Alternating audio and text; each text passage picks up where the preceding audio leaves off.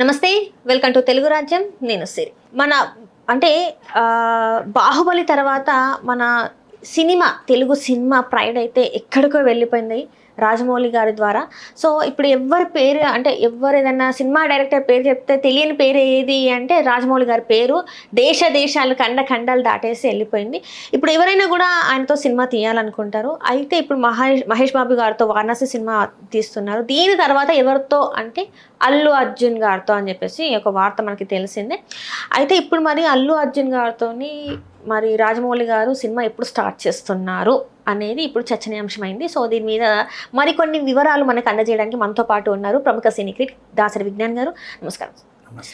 Varanasi cinema నడుస్తుంది. మన మహేష్ బాబు ఇంకా జక్కన్న రాజమౌళి గారు.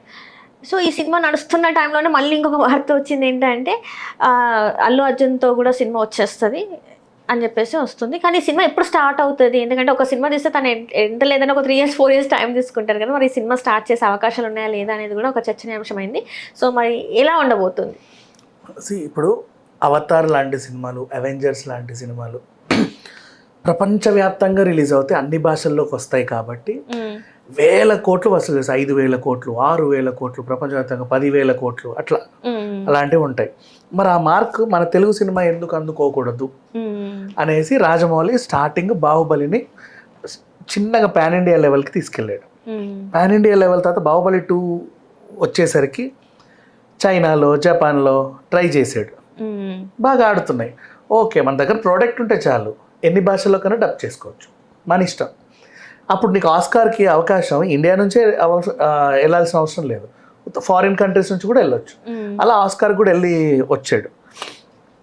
ఇట్లా మన సినిమాని నెక్స్ట్ లెవెల్ తీసుకెళ్ళాడు, మార్కెట్ని పెంచాడు.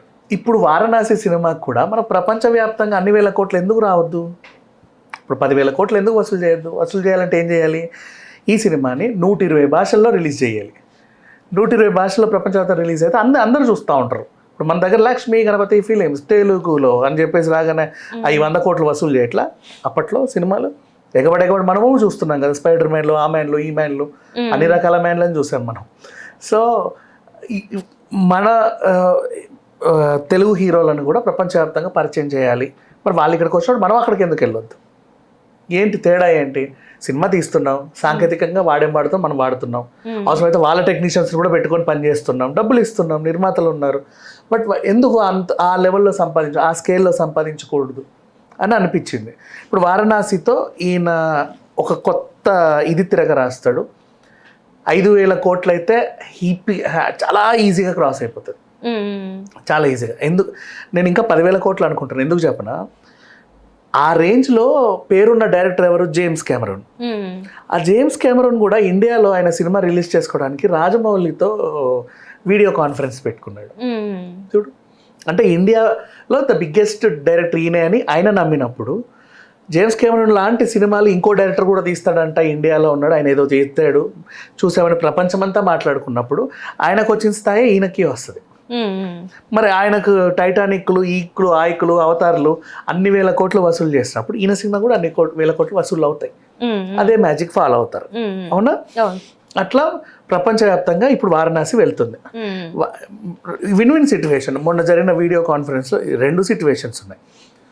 మళ్ళీ ఈయనను అడగడం, మీరు పులులతో ఏమన్నా షాట్ చేస్తారా, పులులతో ఏమన్నా సీన్ షూట్ చేస్తే నన్ను పిలవండి, నేను వస్తాను, నేను కెమెరా పట్టుకుంటాను అని అన్నాడు. అది చాలా గొప్ప బిరుదు ఒక డైరెక్టర్కి.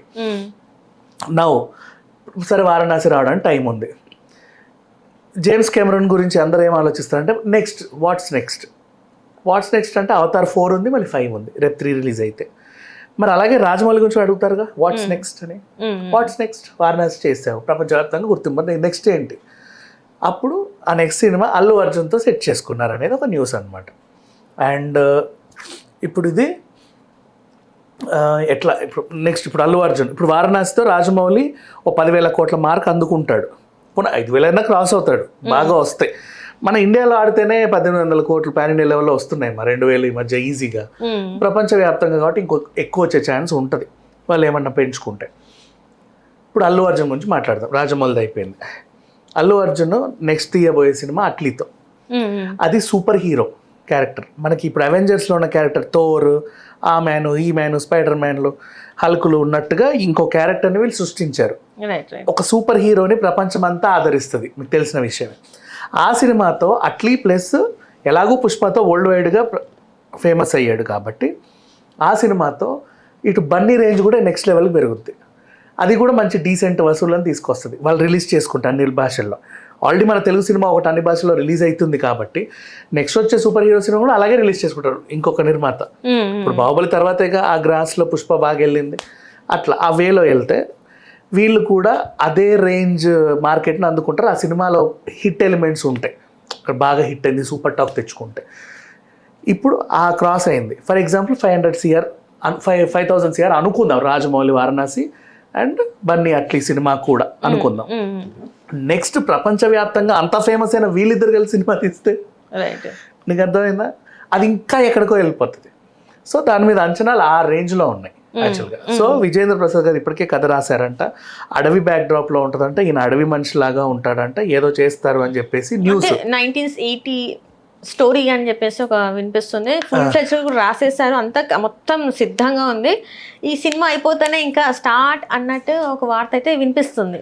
ఇప్పటి వరకు చెప్పారు. ప్రపంచవ్యాప్తంగా అందరు ఆదరించే సినిమాలు ఏంటో తెలుసా, విజువల్స్ కోసం వెళ్తారు సినిమాలకి. అందుకే అంటే వేరే గ్రహం మీద తీసే సినిమాలు లేదా అడవిలో తీసే సినిమాలు. ఇప్పుడు ది జంగిల్ బుక్ ఎందుకు హిట్ అయింది, అడవి. లయన్ కింగ్ కానీ నెక్స్ట్ మొన్న ముఫాసా కానీ ఎందుకు హిట్, అడవి. నేషనల్ జియోగ్రఫిక్ ఛానల్ ఎందుకు అంత పెద్ద ఛానల్, అడవి. డిస్కవరీ, అడవి. లైక్ మూగ జీవాల గురించి ఆ కల్చర్ ఎట్లా ఉంటుంది చూసేది చాలా మందికి ఇంట్రెస్ట్ ఉంటుంది. ట్రైబ్స్ 10,000 BC అట్లాంటి కొండ ప్రాంతాల్లో ఉండేవాళ్ళు, అక్కడ ఉండేవాళ్ళు. ఇప్పుడు అవతారం ఎందుకు హిట్, ఇంకో గ్రహాన్ని సృష్టించాం మనం.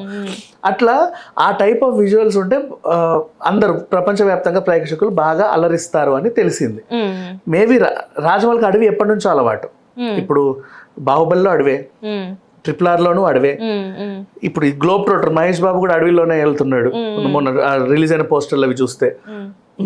అంత ముందు కూడా యమదొంగ లాంటిది కూడా కొంచెం అడవి లాంటి ఉంటది. సో అడవిని అందంగా చూపిస్తాడు రాజమౌళి. సో అట్లాంటిది ఆయన కూడా అడవిని ప్రేమించి ఇప్పుడు చేస్తే మంచి విజువల్స్ ఉంటాయి. అడవిని బాగా చూపిస్తాడు యాక్చువల్ చెప్పాలంటే, ఒక కొత్త పాయింట్ ఆఫ్ వ్యూలో. అట్లా కనుక ఈ సినిమా హిట్ అయితే ఎట్లా, గ్లోబ్ ట్రోటర్ హిట్ అయిన తర్వాత మళ్ళీ కాంతార కూడా అందుకే హిట్ కదమ్మా. గ్రామదేవ అంటే లైక్ అక్కడ ఉన్న జనాల నమ్మకం, ఒక దేవుడు, వనదేవత అనుకోవచ్చు ఒక రకంగా చెప్పాలంటే. అట్లాంటి సినిమాలు నిజంగా ప్రపంచవ్యాప్తంగా బాగా ఆదరణ పొందుతాయి యాక్చువల్గా చెప్పాలంటే. సో బన్నీ అండ్ రాజమౌళి కాంబినేషన్లో వచ్చే సినిమా 100% నువ్వు ఇంకా లెవెల్లో ఊహించుకోవచ్చు. అది ఇంకా దాన్ని ఎవరు అందుకోలేరు. ఎవరి మూవీ ముందు వచ్చే అవకాశం ఉంది? ముందు వారణాసి కంప్లీట్ అవనిమా, అది 8 months షూట్ ఉంది. అంటే అట్లీ ఇంకా అర్జున్ది వచ్చేది అంటారు. రాజమౌళి అల్లు అర్జున్ కలిసి నా సినిమా రిలీజ్ అయ్యే నాటికి రాజమౌళి సినిమా రిలీజ్ అవుతుంది, అల్లు అర్జున్ సినిమా కూడా రిలీజ్ అవుతుంది. అట్లా ఓకే 2027లో చూడొచ్చి. మేబీ అయినది రాజమౌళి 2027లో వస్తుంది, 28లోనో అటు ఇటుగానే అల్లు అర్జున్ కూడా వచ్చేస్తుంది అంటారు. మొత్తానికి అయితే ఇద్దరు కాంబినేషన్ కోసం చాలా మంది ఎదురు చూస్తున్నారు. అంటే ఇండస్ట్రీ వాళ్ళే కాకుండా వరల్డ్ వైడ్గా ఎదురు చూస్తుంది. ఎందుకంటే పుష్పతోని మామూలు విజయం సాధించలేదు అల్లు అర్జున్.